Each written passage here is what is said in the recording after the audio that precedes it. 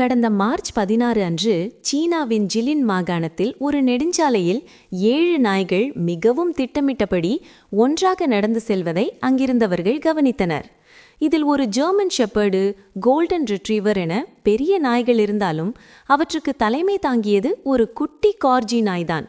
இந்த நாய்கள் அனைத்தும் சட்டவிரோத இறைச்சி வியாபாரிகளிடமிருந்து தப்பித்து வந்தவை என்பது பின்னர் தெரிய வந்தது. சுமார் 17 கிலோமீட்டர் தூரத்தை இந்த நாய்கள் 2 நாட்களில் கடந்துள்ளன.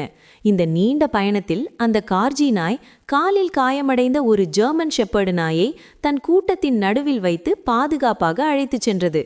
அவ்வப்போது பின்னால் திரும்பி பார்த்து எல்லா நாய்களும் வருகிறதா என்பதை உறுதி செய்த அந்த கார்ஜியின் செயல் பார்ப்பவர்களை கண்கலங்க வைத்தது. லூ என்ற நபர் தற்செயலாக எடுத்த இந்த வீடியோ இப்போது உலகளவில் லட்சக்கணக்கான வியூஸை அள்ளி வருகிறது. மனிதர்களை விட இந்த விலங்குகள் எவ்வளவு பாசமாகவும் ஒற்றுமையாகவும் இருக்கின்றன என நெட்டிசன்கள் நெகிழ்ச்சியுடன் கமெண்ட் செய்து வருகின்றனர்.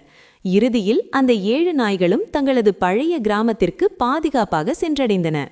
ஒரு சிறிய கார்ஜி நாய் தன் உருவத்தை பார்க்காமல் தன் நண்பர்களுக்காக காட்டிய இந்த வீரமும் பாசமும் நிஜமாகவே ஒரு சினிமா கதை போலதான் இருக்கிறது. இந்த நெகிழ்ச்சியான சம்பவம் பற்றி நீங்க என்ன நினைக்கிறீங்க?